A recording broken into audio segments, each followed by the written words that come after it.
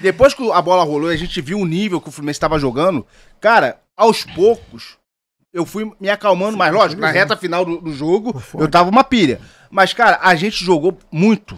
A gente jogou muito. E, cara, a gente poderia, sim, ter ganho o jogo. É que faltou a qualidade do ataque, que eu falei aqui no programa passado, até os colegas... Eu tenho um colega aqui, galera de outro grupo que é torcedor do Cruzeiro, do Corinthians, do São Paulo, do Palmeiras, os caras tá falando, cara, bem que o Ivo falou, o meio de campo do Fluminense é bom, o nosso meio de campo é bom, galera. Os volantes são muito bons. O Martinelli, que é muito criticado, eu critico o Martinelli aqui na parte defensiva, mas o Martinelli fez um jogadaço, jogaço. Jogou pra caralho, foda-se.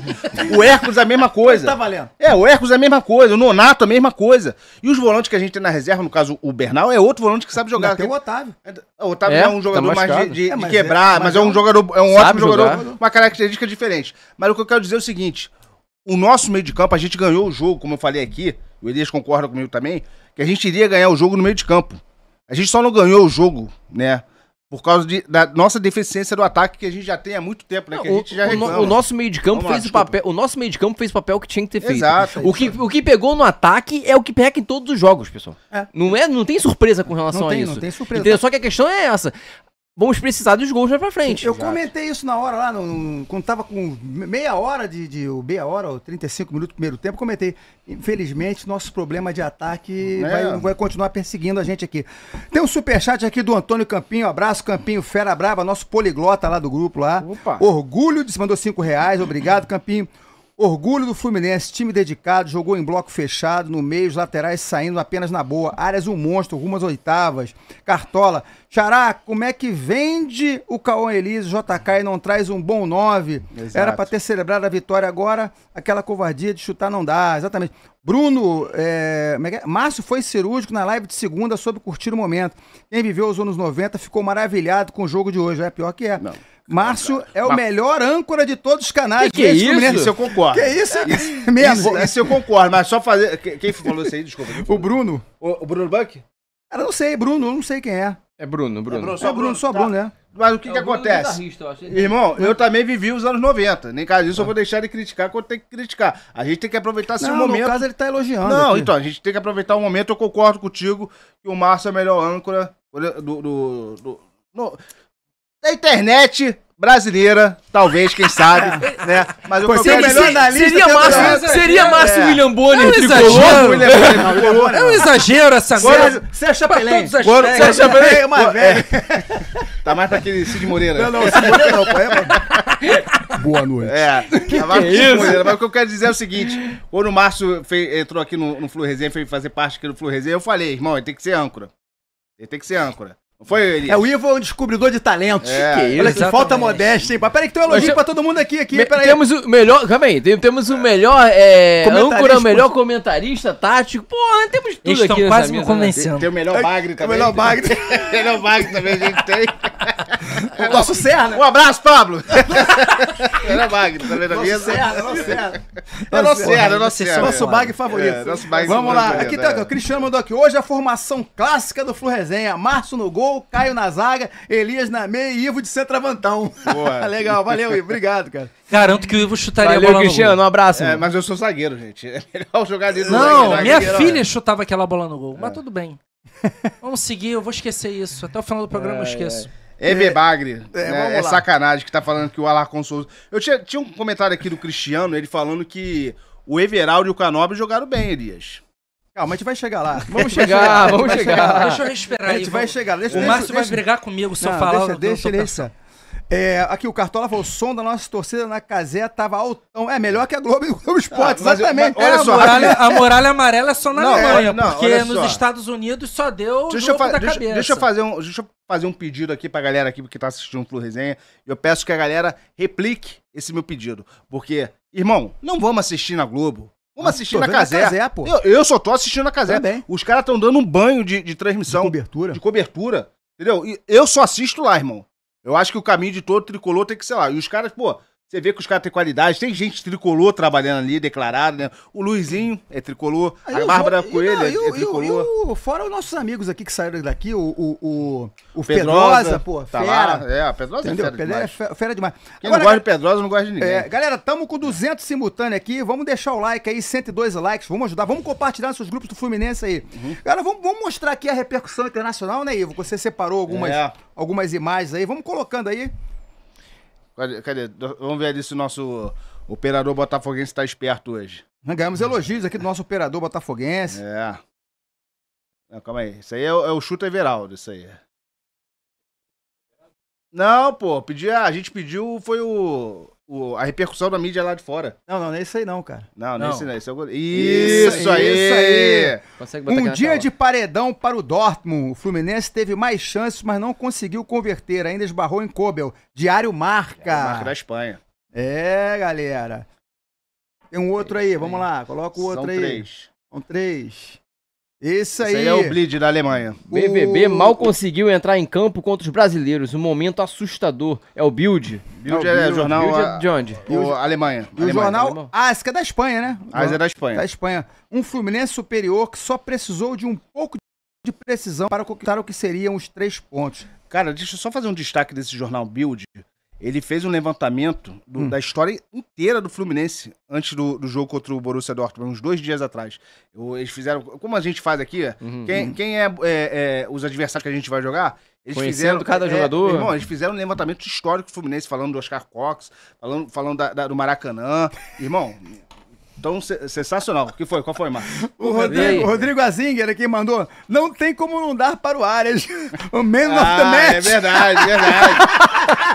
O Rodrigo Azinger chegou no final e viu o Pablo dando pro Arias. E eu acho que deu efeito, né? Porque o Arias jogou pra caramba, cara. Ficou até emocionado. Que o Pablo repita novamente. Repita isso, exatamente. Vamos lá. Continue dando, Pablo. Wagner Ferreira mandou superchat aqui de 5 reais. Valeu, Wagner. O time jogou muito, fiquei animado para o resto do ano. O problema é que no Brasil é jogo a cada 3 dias. Fica difícil manter a intensidade. Cara, em cima do teu comentário aqui, né, cara? O pessoal fica falando muito. Que os caras estão em final de temporada. Primeiro que eles jogam muito menos do que a gente. Já começa por aí. Não é bem assim não, tá? Jogam menos que a gente. Então, você viu o levantamento? Não. Você viu o levantamento? Pera, deixa eu terminar. Termina que eu vou te assim, estavam se esperando um calor absurdo, né? Pra facilitar, pros caras cansarem.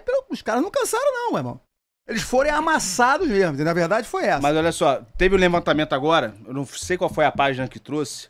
Foi uma página da televisão que trouxe. Acho que foi a TNT.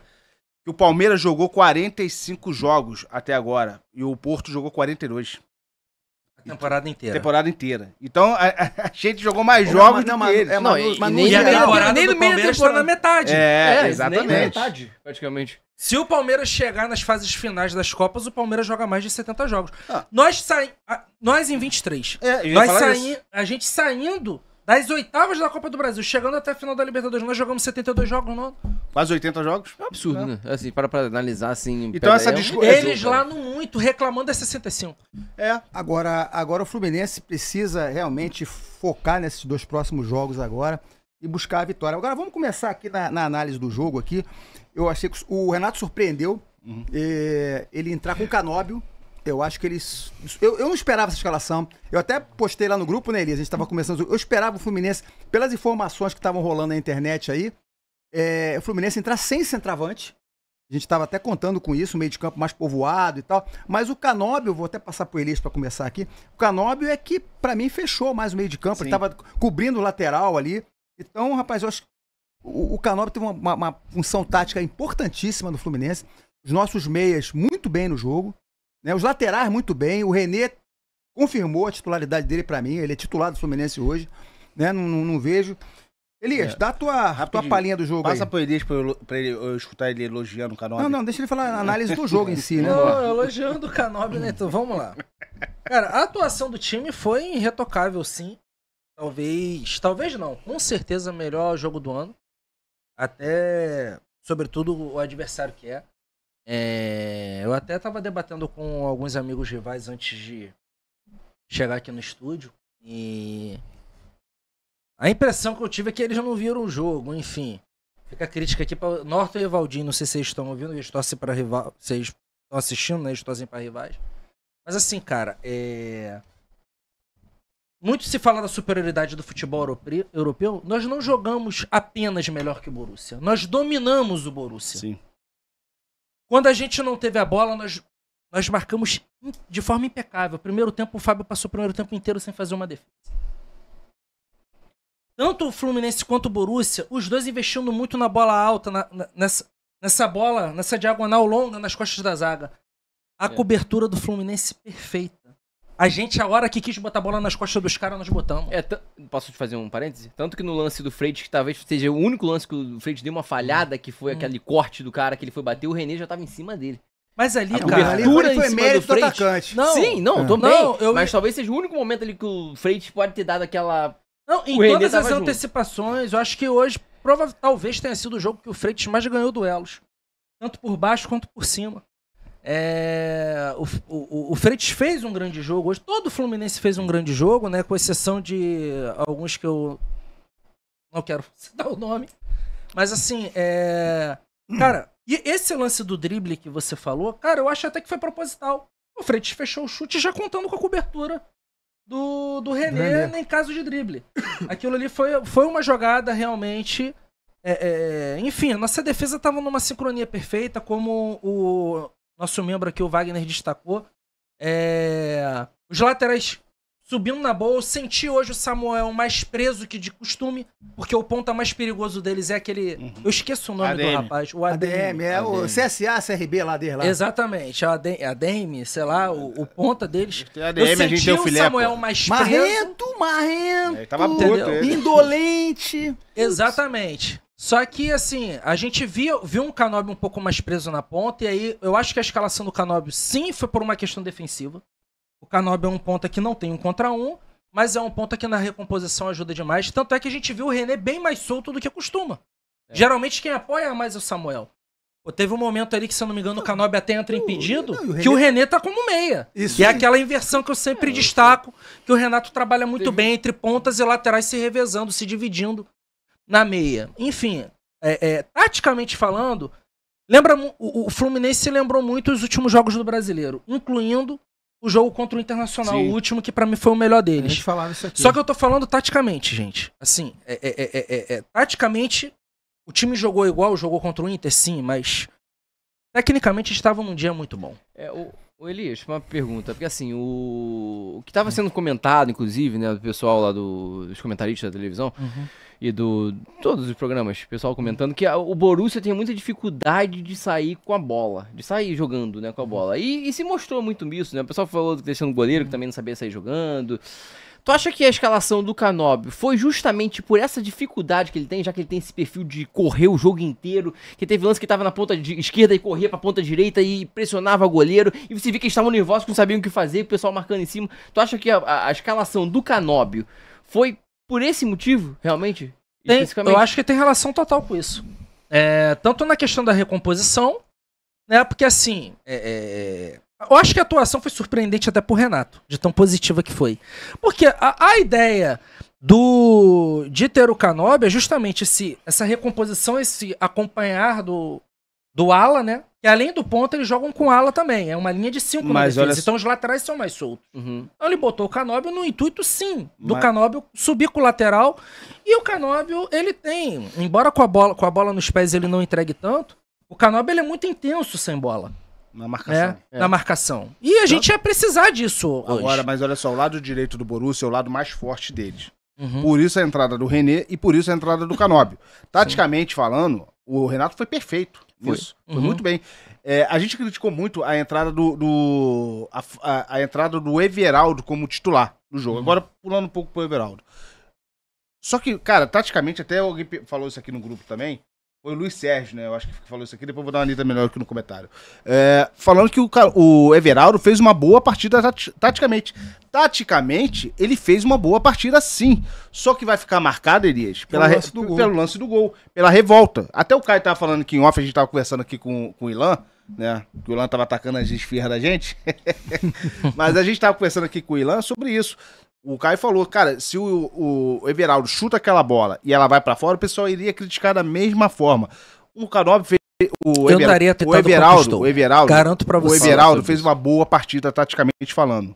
Taticamente falando, ele fez uma boa partida. Ele conseguiu segurar os zagueiros do Borussia, mal ou bem, né? A gente sabe de toda a limitação que o Everaldo tem. O Everaldo não é um jogador para vestir a camisa do Fluminense, mas olhando a partida contra o Borussia, ele fez uma boa partida taticamente. Só que ele vai ficar marcado pelo lance da falta do chute de gol, né? A falta de culhão de chutar a bola. Pode falar, Depois eu falo.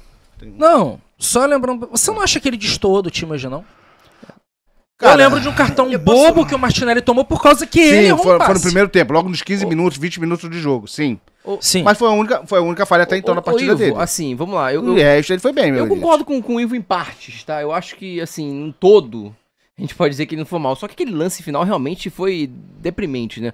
Mas, assim, ele num todo fez um papel tático positivo. Só que, assim, vamos parar pra analisar, Ivo.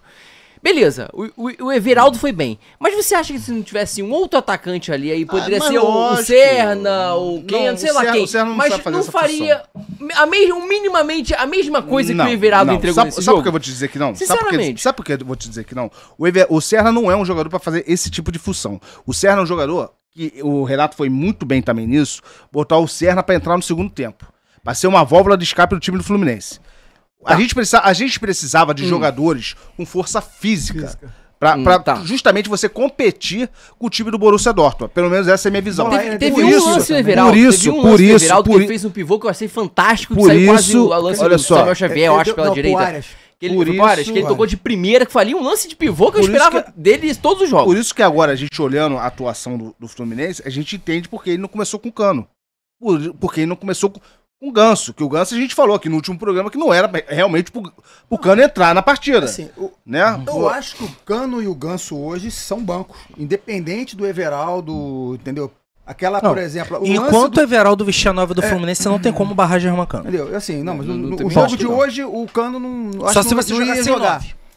Eu preferia jogar sem 9 até. Concordo. Mas é isso que eu tô Podemos falando. pensar na possibilidade. O que eu questionei aqui, o Ivo, né, mas lógico, pra todos nós, é o fato de, assim, o Everaldo, ok, não comprometeu, esquecendo esse lance que ele perdeu o gol, ele não comprometeu taticamente, mas será que um jogador ali no lugar dele não teria feito mais do que ele? Dois jogadores perderam o gol. Mas qual o jogador do elenco que a gente tem pra fazer melhor do que o Everaldo ali? Não, o melhor que o Everaldo que fazer na partida de hoje. O Everaldo não na faz partida nada. de hoje. Quem era melhor? Mas assim, se você... Não, vamos lá, a gente tava cogitando entrar com atacante de velocidade sem centroavante. Mas a gente será viu, que não teria feito mais? Sei lá o quê? Não sei o que tá acontecendo, mas assim, Keno, Serna... Não, mas a gente precisa de um cara de área pra prender o zagueiro. Outra coisa, ainda tem a bola defensiva também. O time dos caras é alto pra caramba, entendeu? Ainda tem isso também. Eu entendo, assim, eu entendo. Mas o Everaldo, se ele fizesse tudo isso que a gente espera de um centroavante, ok.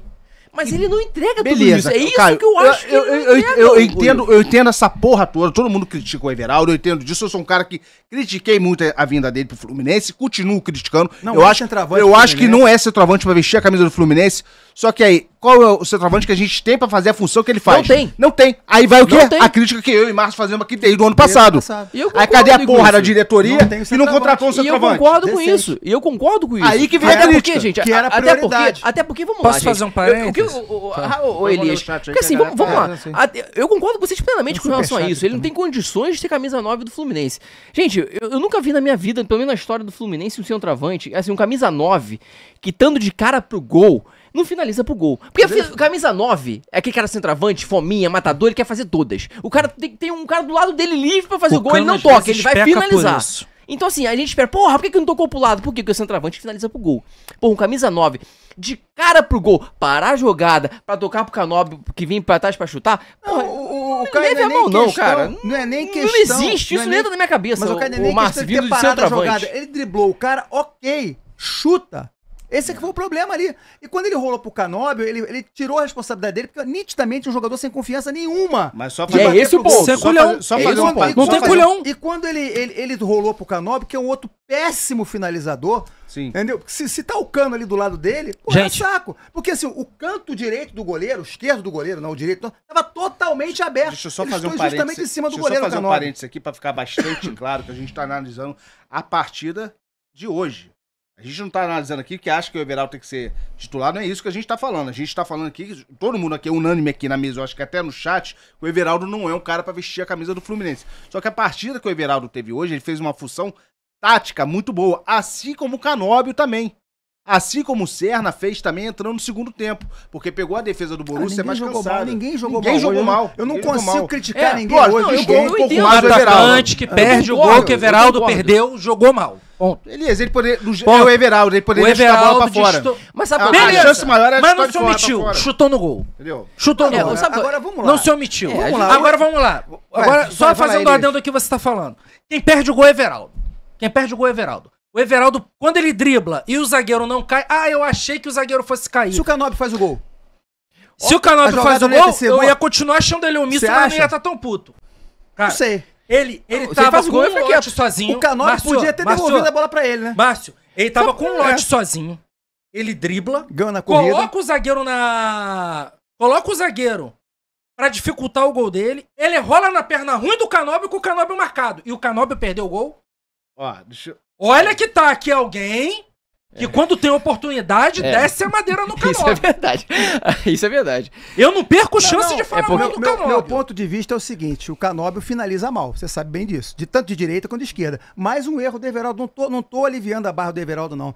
Quando ele deu a bola pro Canóbio, é nitidamente um jogador sem confiança. Concordo. Sem Eu confiança. concordo com você Gente, plenamente. Apesar de ter feito um bom jogo, depois ele quase fez o gol da vitória, que ainda por cima ele é azarado. Porque todo goleiro tá num dia inspirado Porra, contra ele. Mas aí sabe o que eu acho, Val? Eu concordo com você plenamente com relação a isso. Só que assim, um cara que tá sem confiança jogando um Mundial contra um time europeu, digamos, grande...